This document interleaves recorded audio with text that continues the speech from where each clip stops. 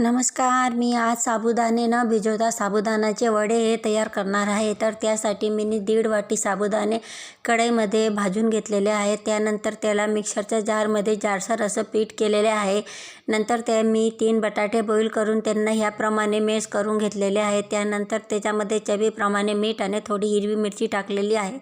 त्यानंतर त्याच्यात मी साबुदाण्याचे जाडसर पीठ घातलेलं आहे आणि त्याचा गोळा करून घेतलेला आहे. हवं असलं तर थोडंसं पाणी घालायचे आहे.